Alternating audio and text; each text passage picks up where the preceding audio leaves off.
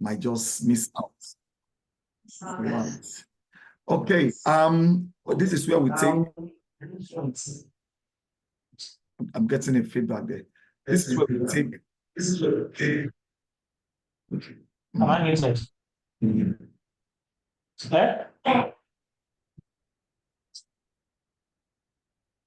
All right. I have to mute some people so that we can have a better recording experience. Like I was saying, this is where we take our Q&A, and I was very encouraged by the many feedback that I received after last Sunday's conclusion of last Sunday's sermon series on already but not yet. Everyone who spoke to me spoke with a sense of relief, a sense of encouragement that right now they now understand what that concept is all about. It made more sense depending on what people were the feedback I got from many people. So today we're going to take your queries, your feedback, your contributions, your questions, everything based on what we have been learning in the past 2 weeks, 2 Sundays, and this is the second midweek service. So I'm going to be taking your feedback today. So let's see those hands begin to go up. Already, but not yet. Already, but not yet. What has your experience been? What have you learned concerning these theological concepts of living in the tension of 2 different worlds? What has been your experience? What has been, have you gone ahead like I recommended to go and study it deeper based on the scriptures, many scriptures that we looked at, beginning from our very first scripture in Ecclesiastes chapter 7. We read, I believe, from verse 15 to 18, that that talks about the man who fears God will avoid both extremes. In other words, hold on to one, that the Bible tells us. Say it is good to grasp the one and not let go of the other. It's good to grasp the one and not let go of the other. The man and woman who fears God will avoid all extremes. In other words, you're not just going to go too much to the right, and you're not going to go all the way to the left, but you're going to be. So it's a study in balance, and I guess that's what the spiritual world is. So we already have a hand up. We have a hand, Rotimi and Fatima. Let's hear you.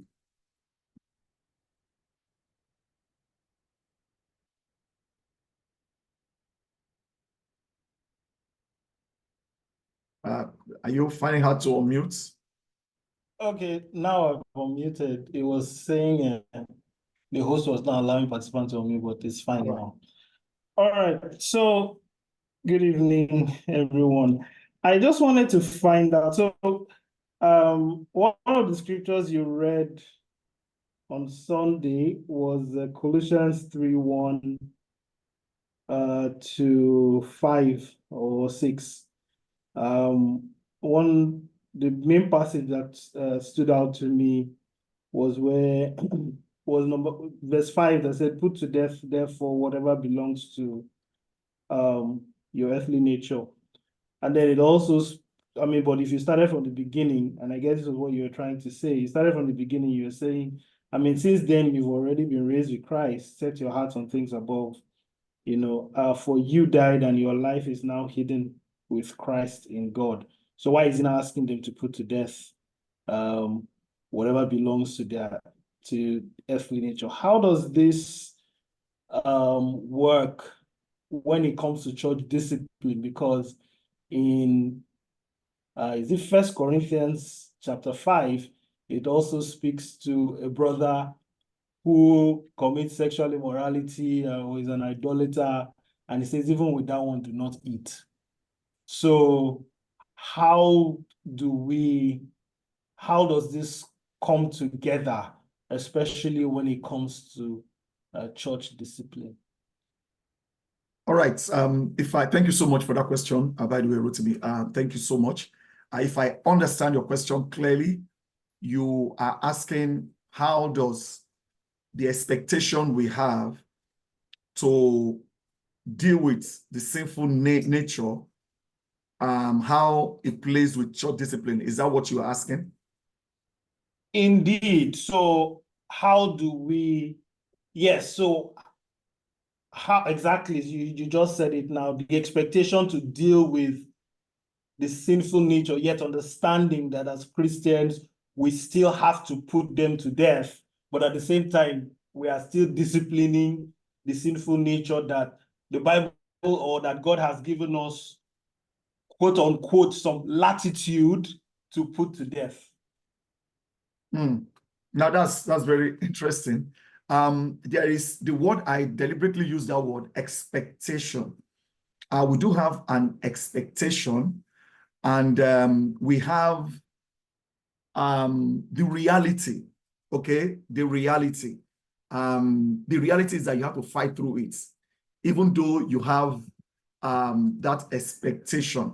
I'm actually tempted not to go into church discipline per se, because that is actually what your question is, moving towards. But this is what I'm going to do. I will tread softly and without going too far off from the topic today.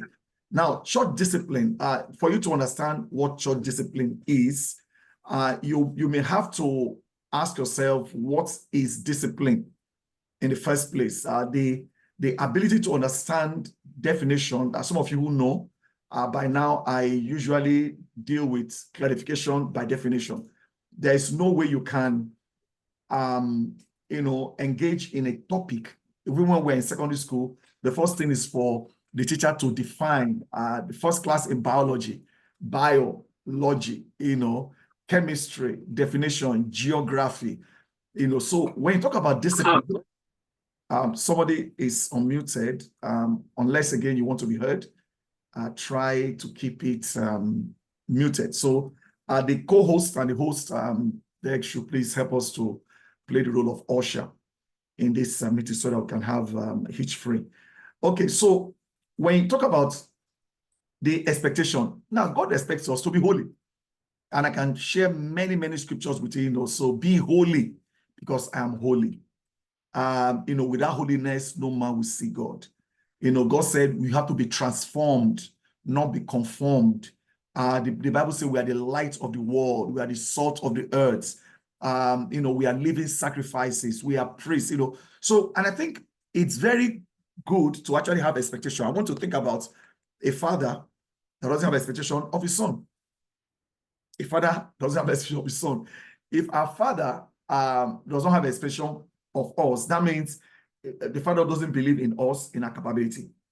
In the same way, even though we have expectations of our children or people that we deal with, we also need to know, and that is where grace comes in.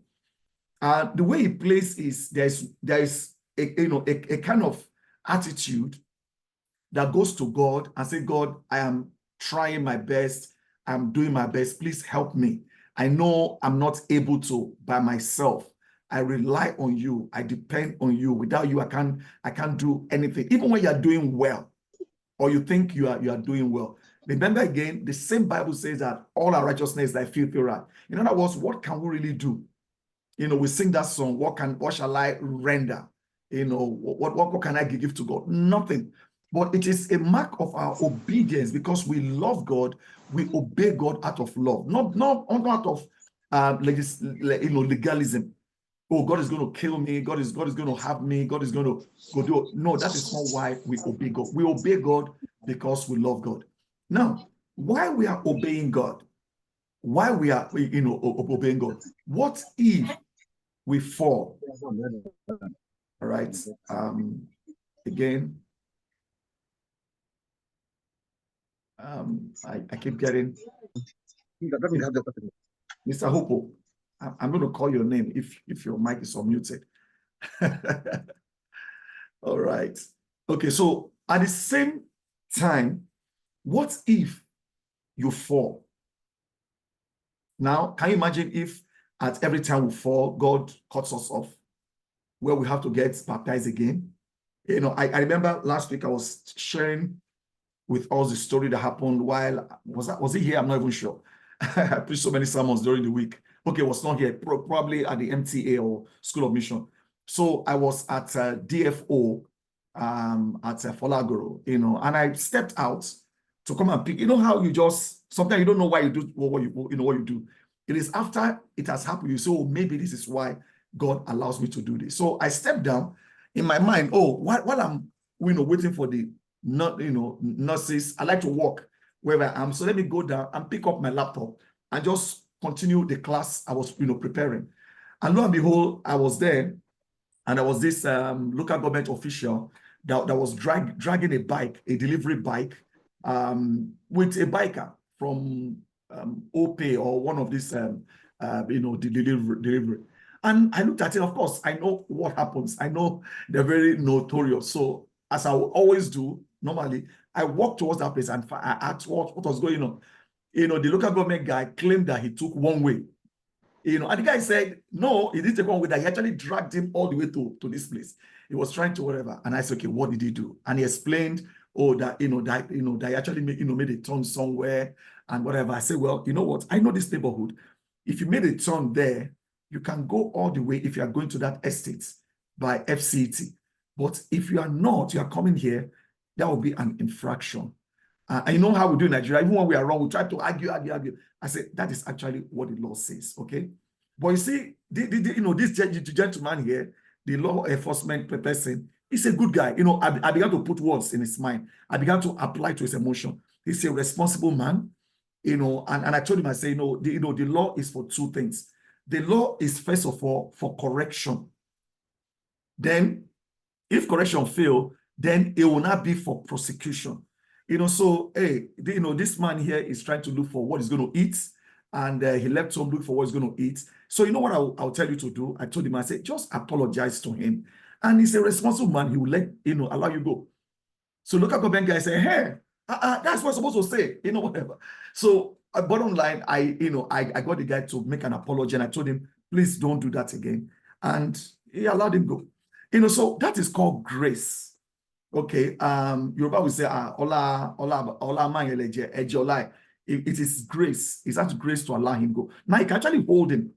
He can hold him by virtue of the law. He has his ID card, everything. He can hold him. But because of the way I spoke to him, he allowed the man go. So you can imagine if every time we fall, God punishes us or God brings the hammer on us, that's going to be intense. People are going to serve God like the Old Testament people did. They're going to serve God not out of law, but out of fear. Now, should we now go on sinning that grace might increase? No. You know what? We're not going to deliberately go on sinning. We're going to say, okay, God, I know you forgive me, so let me apologize first, then I'll go and sin. A lot of people, say that. Some people say, said that when they were talking to me in the past 1 week. Oh, may God forgive me. Then they will not say it. And I used to wonder, why do people say things like that? So I think that is where grace lies. And I think that is where we have to recognize that we are all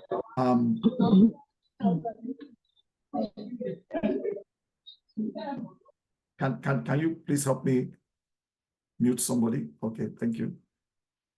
And that is basically where I lost my chain of thoughts. Anyway, that's actually where grace comes. So we don't take that grace for granted.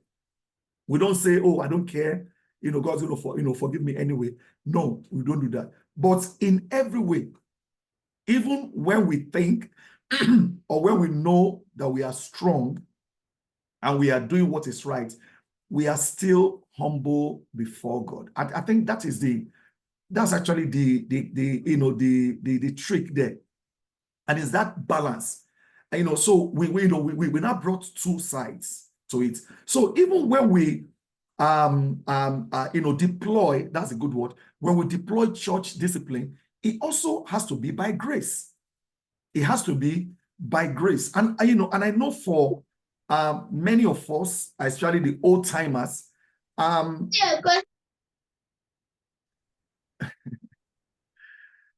today is such an excellent day. You know, so especially with some of the old timers, many of us didn't grow up as disciples with that sense of grace. In fact, if you talk about grace, preach grace, you're probably seen as weak, or you are not strong, or you are permissive. You know, but that is great. You know, grace is not a license to sin, but it is you know, a way of, we can actually deploy church discipline graciously. I'll give you an example. For a long time, you know, many of us have had that understanding, or that I don't know. I'm picking my words carefully. If you observe what I'm doing, you know, many of us have this understanding that sexual immorality is the most baddest sin in the world. In fact, it's almost like the unforgivable sin. And you know, we're inspired by 1 Corinthians that you also mentioned now. And so, at what point do we bring in church the discipline? It is not one strike and you are out. That is not what church discipline is. If you look at it, even the word discipline itself, you know, if you look at the word discipline, you'll find out that the word discipline is actually a good word. Whether you look at it from the biblical definition or the contemporary dictionary definition. For example, in a dictionary, you'll probably see something that discipline is a practice of training people to obey rules or code of behavior. Discipline is having a sense of control, having a controlled behavior, that's a behavior resulting from such training that you have received. Discipline can also be an activity that provides some mental or physical exercise. So I want to go for exercise, you know, that's a discipline. You know, so when I look at it, so discipline is not a bad word. And that is why when we come to the book of Hebrews, which is the book that really defines, you know, what discipline is, he said, tell me which son is not disciplined by his father. He said, the Lord disciplines those who he loves. You know, he corrects those who he calls, he takes as son. So discipline is actually a mark of love. All right. Discipline is a mark of love. Discipline, and again, what happens is that we normally confuse discipline with punishment. They are two different words. They are two different words. They are two different words with two different you know, definition.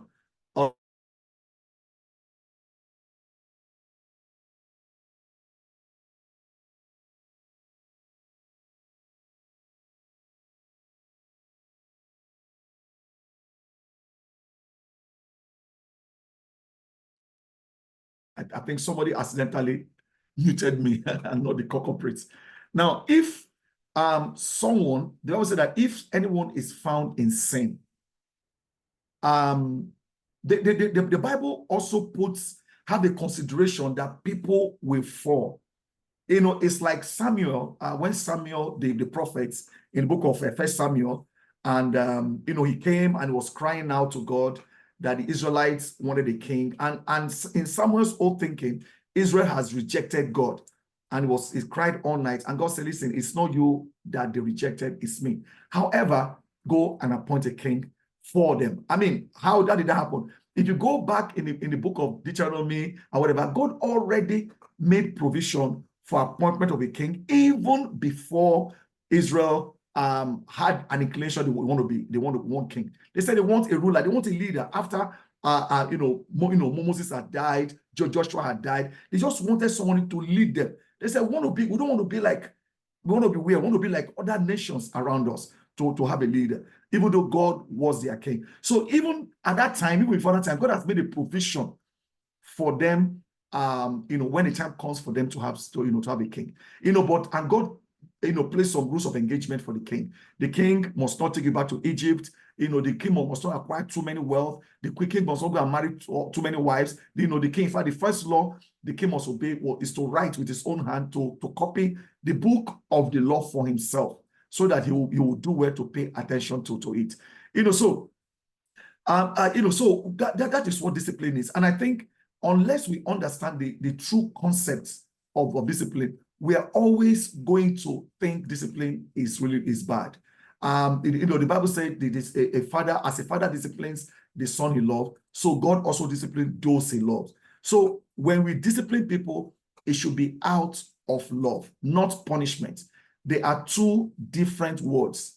What punishment is and what discipline is. So unfortunately, when people think discipline in the church, I can tell, as a leader, that more often than not, it is punishment.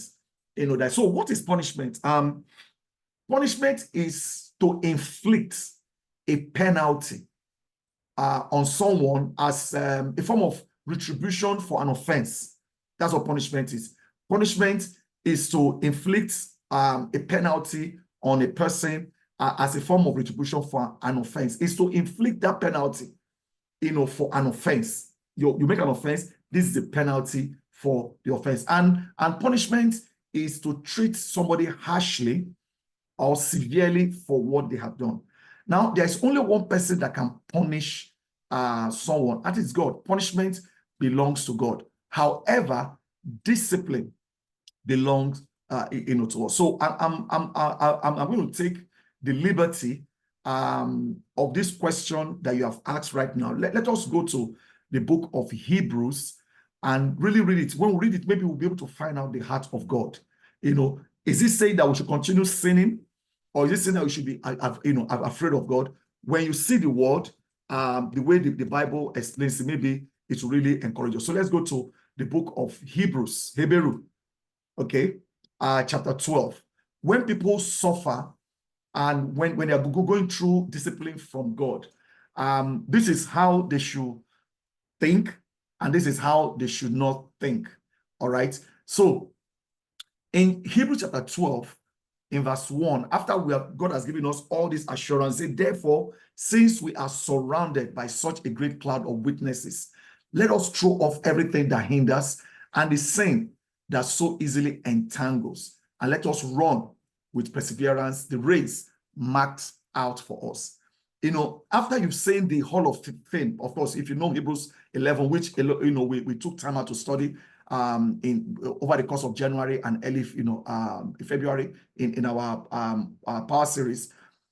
So after you look at the Hall of Fame, the Abraham, the Noah, the Jephthah, and all those we were Barak, everyone who lived by faith. So since we are surrounded by this great cloud of witnesses, look at them. So because of that, we should have confidence. Say, let us now throw off everything. Now, this was written to disciples. So disciples were told, even though they've repented, they are born again, their sins have been forgiven. So why is the Bible not telling them, let us throw off everything that hinders? So there are some things that will hinder, anything that hinders. And the analogy that is used there is the analogy of people that run in the Olympics. When you want to run the Olympics, when they come, people normally dress up with their track suits and their track down and everything. That's how they enter. But before they run, they have to strip. That's why they remove their track and everything. Now, in the case of the early Olympians, whatever, they actually run naked. Or like, okay, now we wear some vests. In fact, I don't think that the vests are getting shorter and shorter. And it's almost like pants, like dross. That's what the people wear. It's like, the ladies. So they wear this short pants. So that because of wind, drag, because if you run with Agbada, for example, the drag is going to be there. You won't be able to run very well. And you won't be able to slice through the wind. So I want you to imagine yourself as a disciple. You are supposed to run, this race without anything hindering you. So even as we speak, I want us to begin to ask ourselves, what are those things that hinder you? Even as we run, the race. It could be, maybe laziness can be a hindrance. If you are lazy, lack of discipline, if you lack the discipline, in any area of your life can actually be a hindrance. Lack of apathy can actually be a hindrance when you don't have a heart for people. Lack of joy can even be a hindrance. If you lack apathy, if you lack joy, if you lack If you lack the nutrients that's supposed to help you, it can be a hindrance. Lack of forgiveness can be a hindrance. Okay, lack of forgiveness can be a hindrance. Lack of prudence can be a hindrance. Now, these are not sin, but they can hinder you and they can lead to sin. If you're not prudent, if you don't know how to manage your time well, if you don't know how to manage your resources well, your finances well, if you don't know how to manage your anger, if you don't know how to manage, lack of this can be a hindrance. So what are those things that you need to throw away, that can be a hindrance? You might still be running, but you won't run well. Okay, you won't run well, and you are going to tire so easily if you don't have those things. So discipline requires us doing that. So look at what the Bible says. It said, let us throw off everything that hinders and the sin. So let's start. We normally say, don't wait until you commit a sin before you start confessing it. We normally say, confess sin at the temptation level.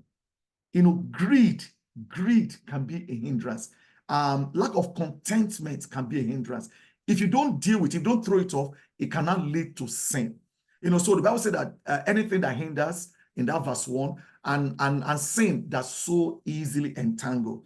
So I want you to think about you walking in a forest, and you have your flowing gown and whatever. They're going to hook onto whatever. They will entangle you. And so you need to throw off. So how do we do? The Bible said, and let us run with perseverance. No, it won't be easy. Let's persevere. Let's run perseverance, the race that been mapped out for us. In a race, there are usually marks that map out for us. So as you run, you cannot be looking sideways only. You can't even be looking back. What's concerned you about who is running beside you, who's running? Sometimes some people are too concerned about how other people are running or not running that they lose the mark. They are more afraid of people catching up with them because of a negative competitive spirit.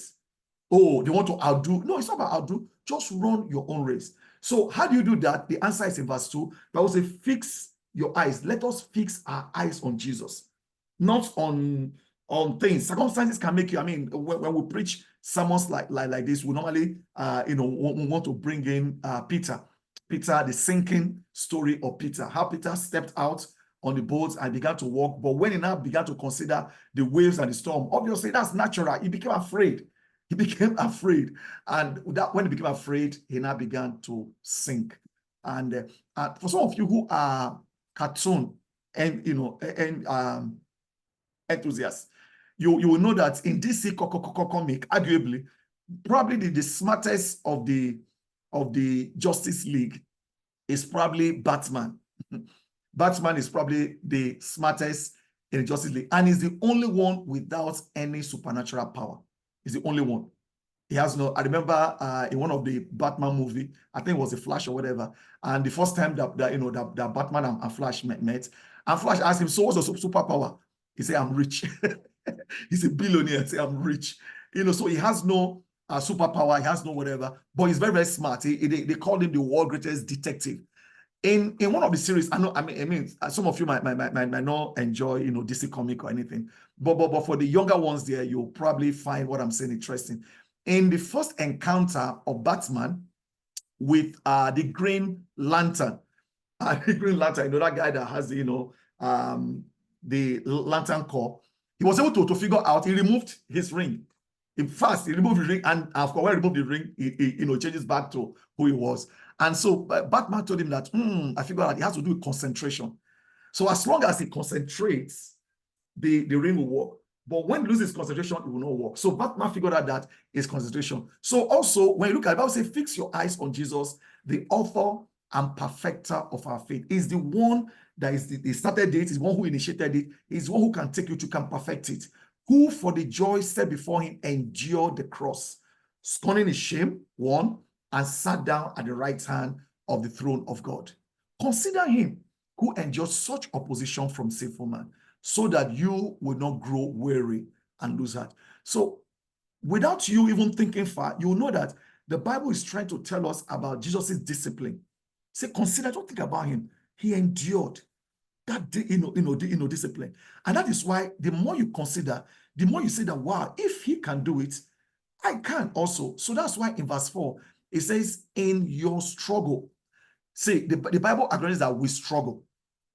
He said, in your struggle against sin, you have not yet resisted to the point of shedding your blood. Jesus shed his blood. He was killed.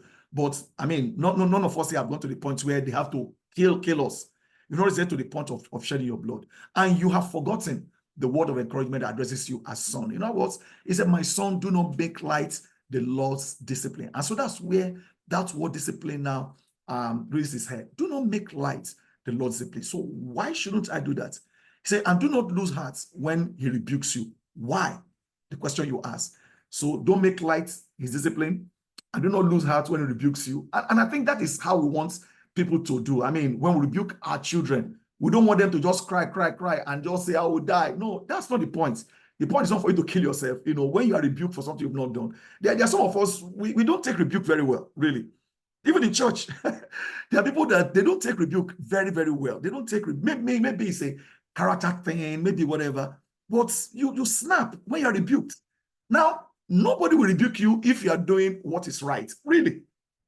Nobody will rebuke you if you. So maybe what if you were accidentally, without knowing, you were found in the wrong place at the wrong time, without you knowing, you still deserve to be disciplined.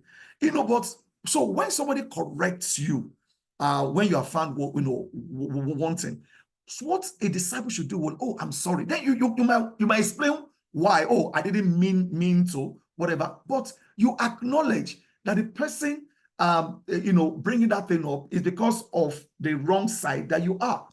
But of course, we can't be like Nigerians who, even when they are wrong, they still want to argue. People think that if I argue, then the other person will, we think I'm right. Sometimes it's just really foolishness, really, when we do that. So have you been disciplined before? Have you been rebuked before? Rightly rebuked. It doesn't matter whether you are on your right or whatever, but rightly, like if you are driving on one way and last official stops you and rebukes you, you won't say, Oga, but I don't know now. But no, you are wrong. Just say, I am sorry. I didn't mean to. Simple. So don't lose heart when you are rebuked. Why? You might want to ask. Say, because the Lord disciplined those who he loves. Can you imagine if you live your life where people don't care about you? People don't care when you do what is wrong. If people see you in a wrong situation and they don't talk to you about it, when people see you making an error, they don't talk to you. When people see you, they don't. Can you imagine the kind of world that's going to be? So I ask us today, is that really the kind of world that we want? Is that the kind of church that we want? Where when you are caught wrong, nobody can talk to you. I mean, you become like your majesty, whatever. He said, my son, do not make light for Lord. He said, because the Lord disciplines those who he loves, and he punishes everyone he accepts as a son. Because you are legit. Now, a common analogy I usually give is, I don't know about now, but in those days, somebody will see a child, maybe you're in primary school, especially primary school, or sometimes even secondary school. They will see a child, maybe they are fighting on the street, or maybe they're doing whatever there. People will come there and discipline them. They can either scold them, or sometimes they can even spank them for doing what is wrong. Now, I don't know about today, the way the world is. They say it takes a village to raise a child, because it's not one man's job. It's not the job of just the evangelist to point things out when they are not going well. It's not just the job of the deacons or the family group leaders or the Bible talk leader. It is our responsibility. And we cannot live be in a church community where anybody is above the law. I mean, nobody should be above the law. Myself, my wife, all the other staff, everybody, nobody should be above the law. But can we all agree that we need people to call us to order when we are going wrong? Now, there is a statement I heard in did I hear it or I read it? So it was a book I was reading actually. And in that book, it says, we usually judge people by what they do. We judge people by what they do, but we judge ourselves by our intentions. I will say it again. We judge people by what they do, but we judge ourselves by our intention. So, in other words, when it comes to you, we're like, oh, but what I meant well. Oh, I didn't mean to. So because you know you didn't mean to, so you cannot come hard on you. But we don't know the heart of other people. So sometimes you might be in a wrong situation, but not knowingly. Now, like what Paul said, Paul said, I might be innocent. I mean, my conscience might be clear, but doesn't make me innocent. Doesn't make me, innocent. So that is where discipline comes in. He said, because the Lord disciplines those who he loves and he punishes everyone he considers son. He said, endure hardship as discipline. God is treating you as sons. For what son is not disciplined by his father? Now, if you're not disciplined and everybody undergoes discipline, then you are illegitimate children and not true sons. Moreover, we have all had human fathers who disciplined us and we respected them for it. How much more should we submit to the Father of our spirit and live? Our fathers discipline us for a little while as they thought best, but God disciplines us for our good, that we may share in his holiness. Then that encouraging word in verse 11 says, no discipline seems pleasant at the time, but painful. You can't see, if you can show me a discipline that is sweet, then it's no longer discipline. It's called encouragement. If you show me a rebuke that is sweet, oh man, that rebuke was sweet to me. No, rebuke is not supposed to be sweet. It's supposed to stir something in you. If what you call a rebuke, does not stir your conscience, then you're probably using the wrong word. The right word would probably be encouragement. He said, no discipline seems pleasant at a time, but painful. Later on, however, it produces a harvest of righteousness for and peace for those who have been trained by it. So discipline. When people commit sin, when someone commits sin and they come out to confess their sin, to me, that is the first sign of brokenness. That somebody can even come and say, hey, can we talk? I have sinned, I need help. That is not the time for you to say, get out of here. You don't say, okay, we're going to disfellowship you. No, you don't do that. Because discipline is actually to help someone and not to punish someone. It is when a person has refused repentance and they are adamant refused repentance, and in turn, they're not becoming a danger to the community. That is why when we quarantine them, that is why we say, no, what, I think you need to go and stay in your room until you're happy. Or go and say, we're going to deal with that because I think you are becoming, and that is how we discipline people. It is not, oh, you did this one part. And that's why I ask people, so how many of you ever had anybody disfellowship for greed? How many of you ever heard of somebody disfellowship for lying, whatever? I mean, do that mean that people are not greedy in our church? The same passage talks about the immoral, the greedy, the swindlers, the whatever. But why are we singling out one immorality? Especially when people are broken, it is our job to help them. The Bible said that if somebody sins, there's somebody who is much more whatever should help him. But you should watch out so that you two are not dragged into the person's sin. So there's some ways you can be dragged into that person's sin. If you lack self-control, you might be sinning. You might even be abusing that person. Not like insults. I mean, you might become an abuse by things you say. Rather than helping that person, you might actually be abusing that person. So we should watch out. Josephine, your hand is up. So it's a balance. God expects righteousness from us, but he also makes allowance in the event that we fall. But we're not going to go and take that allowance. It's like your mother giving you money for your pocket money. Then I say, just in case of emergency, take this one, whatever. You don't go and say, no, it's only emergency. If you're going to spend it, then that is true. In fact, you're supposed to bring that money back home if there's no emergency. Josephine, your hand is up. You want to unmute?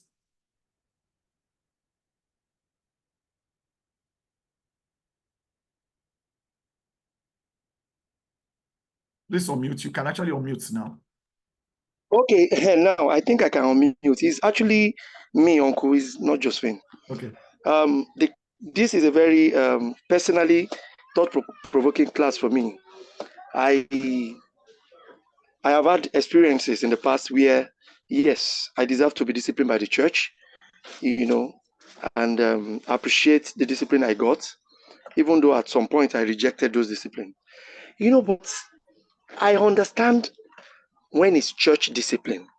I understand when I know I did something wrong and a brother calls me and say, bro, no, and lays me out. But where I have challenges, where I need clarity, is where the discipline is from God. How do I know I am at this particular point in time being disciplined by God? Sometimes I don't see it. I don't know. I don't know how to define it. I think it's the definition I'm trying to get.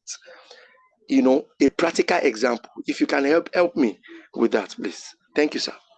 All right, that's excellent question. Excellent question. How do we know? And now let me say something. We don't immediately always know. All right, I'll say it again.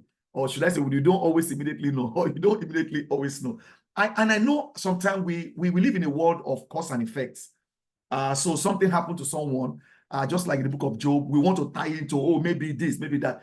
Listen, you don't know the heart of man. You don't know. You don't know. Now, there are some, if you, like Yoruba would say, if you wake up in the morning and you pour water on wet floor, you're going to step on wet floor. If as a student, you refuse to study hard or do assignments, you're going to fail.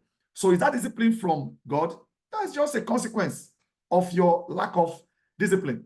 So there are some things that are inevitable consequence. For example, if you fail to plan, you plan to fail. If you do not, sorry, there's a pop-up. If you don't make adequate preparation for something, if you don't cross-check your documents, if you are going to submit a file and you are traveling, make sure you cross-check your document. There was a brother who was coming to Lagos, for the anniversary, 20th anniversary, and he got to the airport and found out that his airport does not have to 6 months. Can you imagine? And he was supposed to come.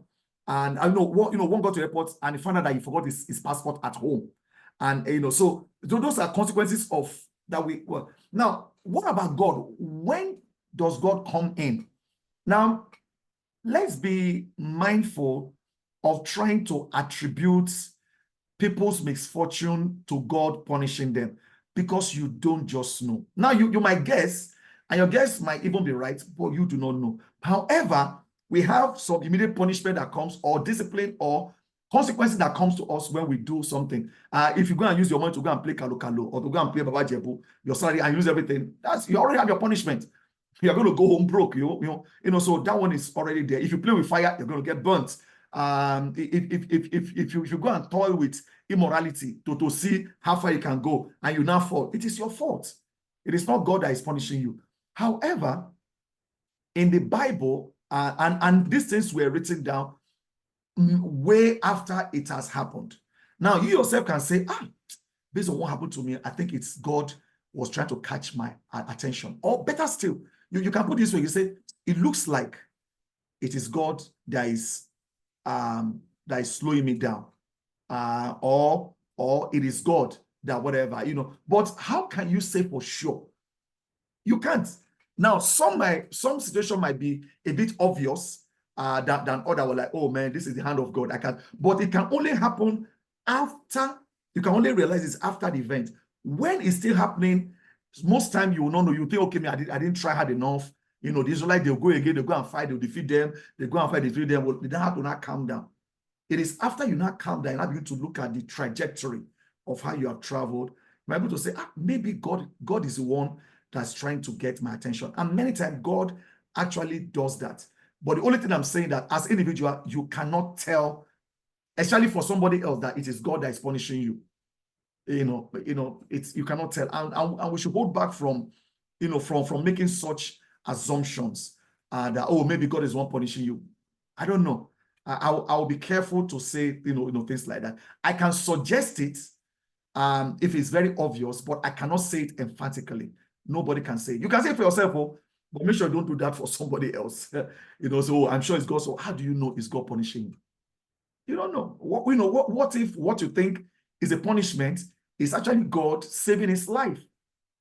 You know what I mean? Or it's actually God, having a better plan to bless the person or to what? I don't know. All right, so let's have Lalabi. Your hand has been up. I don't want it to start pinning you. The hand just went down. Labi, you want to unmute and make your comment, ask your question. Please host, can you please go on to the security and allow people to unmute? That would really be helpful. I can't do it from where I am. Labi, your hand was up. You still want to ask a question, or did you get logged out? Or anybody else? Or does anybody have a comment on some of the things that I've said, or something you probably do not agree with that I have said? This might be a good time to say it. I'm going to read some of the charts. Say emphasis on sexual sin makes it look like bigger sin than others. Okay, yeah. Architect group 3. So it makes it look like, well, all have said every sin is a sin. Now maybe you might want to know, why does it look as if that sexual sin was thrown out? Now, it was not just sexual sin per se. In the Greek world, it's tied to religious worship. It's tied to religious worship. And in the book of Corinth, the Corinth is also obviously a Greek city, and they have this culture of orgies, orgies, wild parties characterized with drunkenness. If it's today, use of drugs, sexual promiscuity and everything. And they invite one another to those parties. And when the Greeks drink, they don't just drink to have a taste of the wine. They actually drink to get drunk. The goal was to get drunk. And they have people that serve them, young girls, servant girls and servant boys, by the way, servant boys. And they have a culture of homosexuality, where men, if you look at the book of Rome, talks about that, where men will have sexual relationship with men. It's a cultural homosexuality. They still have their wives and every single thing, but they were cultural homosexual because of the way their culture was built. The man, a boy grows up to a particular age, and he has to go serve under a mentor who will train him, a man who will train him in the art of war. And when they go to fight war, they go out for 10 years. They don't come back. They go out for 10 years. And after you fought for 10 years, you cannot come back. No boots in Rome. They don't allow, just like the United States have their own code. You cannot have any boots in Rome. When you come back, it is not to become a senator. So we have a lot of those people. So they have that culture of sexual promiscuity. When they are invited to their parties, they drink to get drunk. They have all these young maidens, and they have their temple shrine where they have the what they call it, the male prostitute, and so it was actually part of their spiritual worship. So to them, it's not a sin. It's actually part of. It's like Rastafarians. Rastafarians take ganja, weed, igbo, goof, wee, whatever you call it. They actually take that igbo so that they can be high. So when they are high, they feel that their spirit goes up. If you remember Bob Marley's song, I got to have kaya now. Some of you know, I got to have kaya now, for the rain is falling. And the other line says, I feel so high, I even touch the sky above the falling rain. So in Rastafarianism, when they come to worship, taking cannabis is part of it. So when they are there, they feel that they are high. That's when they touch the divine. When they have that ecstasy. So in the Greek sense, when they're having sexual, I want to call it our own word, sexual immorality or orgies, that that is where they feel that they are touching divine, because to them the divine is male and female, coming together. So you cannot imagine your brothers in the Corinthian church. They now became disciples, and they now begin to throw such parties, love feast, and in the love feast they now begin to do what they used to do. That was why Paul said, Paul said, in fact, your coming together is no more Lord's Supper. It's full of demons. So because of that drunkenness, whatever, that's why a man can go and sleep with his father's wife, whatever. It was a mess in the Corinthian church. But anyway, we're going to leave that to another one. So, but it's good for us to know the background story of these things that we read in the Bible so that we know how it came about. So architect group 3, please, you may want to speak right now. Okay, I guess you can hear me. I'm Yemi Sanya. Okay. Yeah. I want to ask, why is it that when it comes to sexual sin, the church is quick to discipline someone, but when it comes to other sin like swindling and others, we are not quick to discipline. We just kind of mediate and just allow the person to go. All right, thank you. Great question. Now, to start with, disfellowshipment is not the first action. Okay, disfellowshipment is not the first action. Where we have done that, I can say maybe out of ignorance, and that is why we need Bible study. We need teachers to help us set things straight. It's either out of ignorance, but that ignorance, when you empower people or someone who is vindictive, you're able to totally have that. There are things that that we can do. We can warn people who are insane. We can rebuke people who are insane, who can challenge people, who can quarantine people, which is what you call disfellowshipment. You can do all kinds of things. Now, excommunication or disfellowshipment, I rather want to call it quarantining. We'll start by quarantining. And just like many of us witnessed during the coronavirus, when you catch corona, not because your family hates you, they have to put you in a place. It's not out of hatred. It's actually out of love. And again, one of the passages I normally teach in that one is going to how health issues are dealt with in the Old Testament, especially using the book of Leviticus. Very, very important. And again, that's probably one of the things I will owe us. Leviticus chapter 13 and 14. We look at the principles of how we deal with things. For example, let me give you an example. Leviticus chapter 13, verse 1. You find this like the Lord said to Moses and Aaron, when someone has a swell or a rash or a bright spot on his skin that may become an infectious skin disease, he must be brought to Aaron, the priest, or to one of his sons who is a priest. You know why? Because they are trained in detection. They are trained on how to prescribe medication, on how to heal some of those things. He said the priest is to examine the sore on his skin, and if the hair or the sore has turned white, or the sore appears to be more than skin deep, it is an infectious skin disease. So there's a test you will know. He said, when the priest examines him, he shall pronounce him ceremonially unclean. Not that he's no longer an Israelite, ceremonially unclean.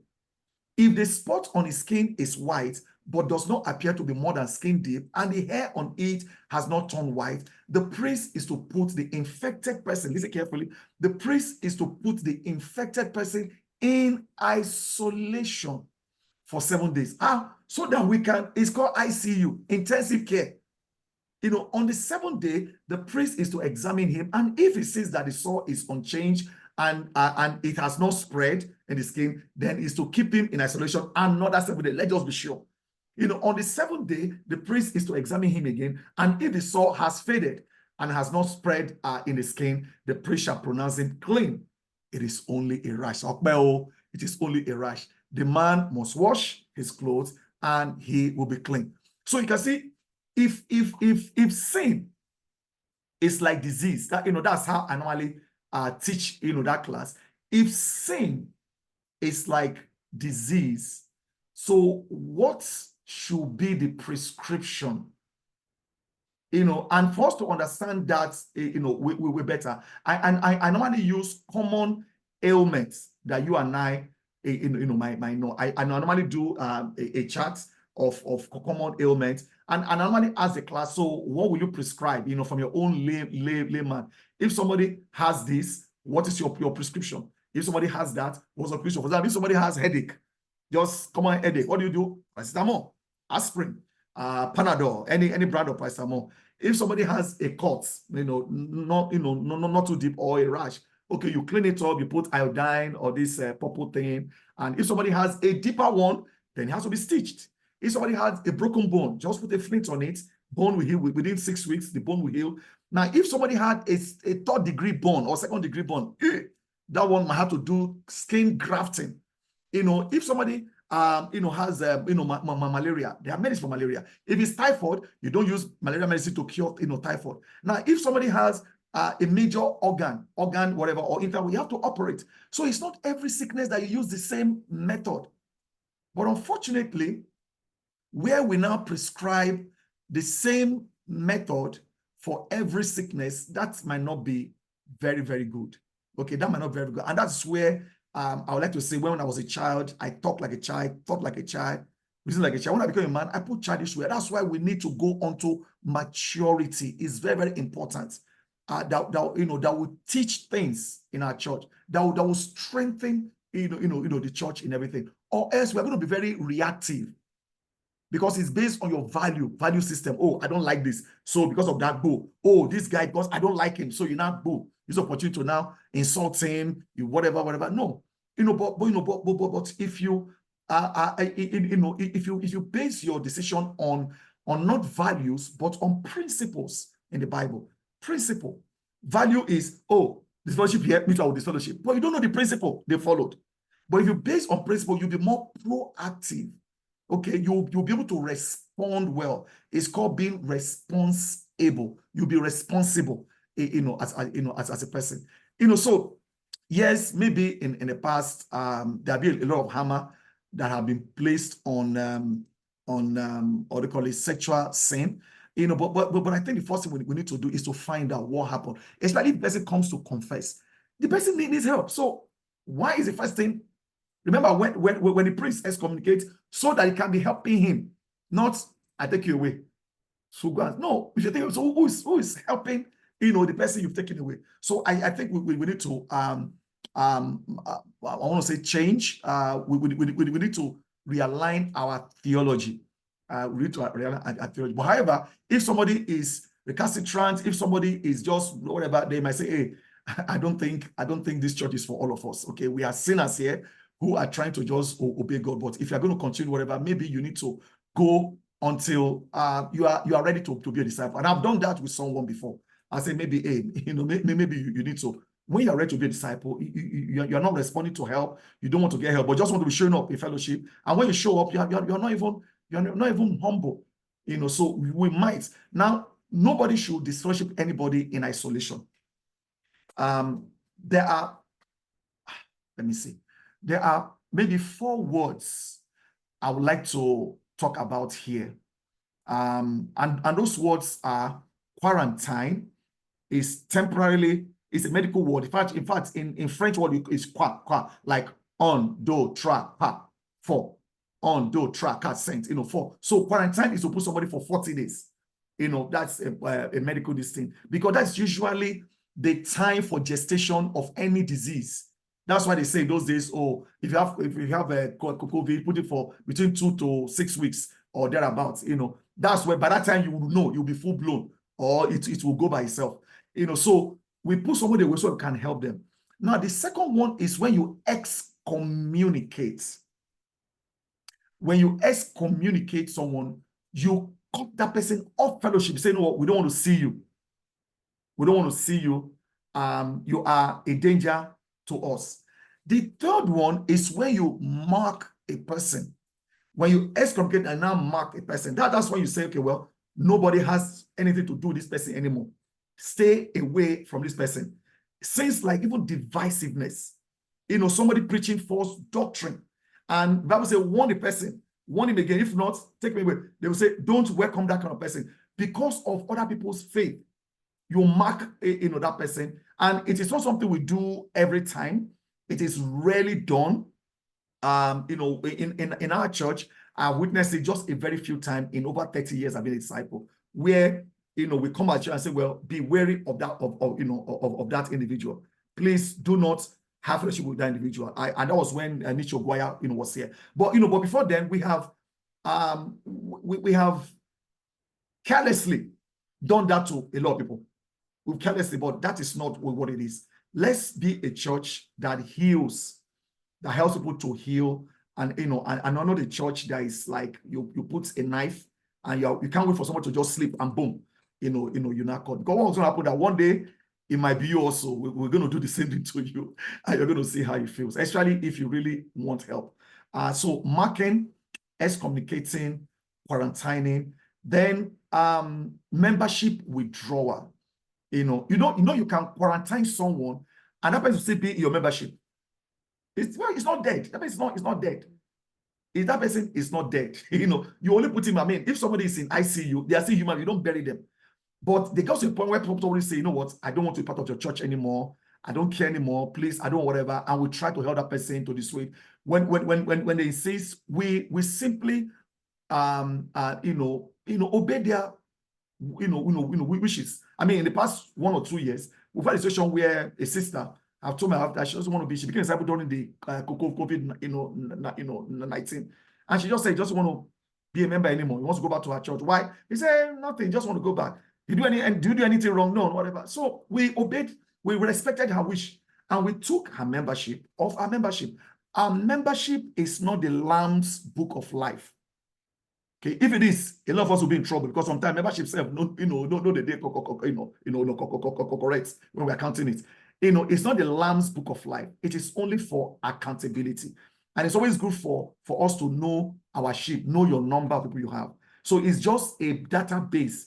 It is not a going to hell. If you take your name, you're going to go. No, we are not the one that decides that. It is God that decides who eventually makes it to heaven and who doesn't. So we can keep your name on the membership list. We can keep your name on every membership list in the church in Nigeria, and you might not still make it to heaven.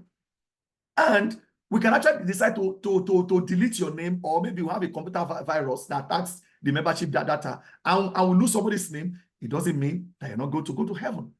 So I think that is where already, but not yet. Fight for your salvation with fear and tremble. Do not take anything beyond what is supposed to be. Let's be humble as we try to obey God. Let's be patient to one another. Let's seek to understand before we want to be understood. Let us learn on how to properly that's a tongue twister for me, properly recommend or put the word of God out.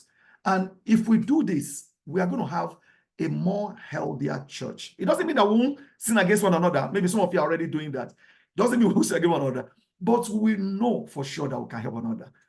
Perfect peace is defined as not the absence of trouble. No, that's not perfect peace.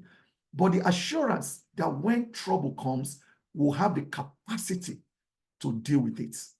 And on that note, we come to the end of today's Q&A. I hope you have enjoyed it, and I hope you are going to be ready for yet another time of series. And I'm sure my brother, Mr. Adesoya, will be so excited because I'm going to be handing over the mic at this time at 7:45. God bless you.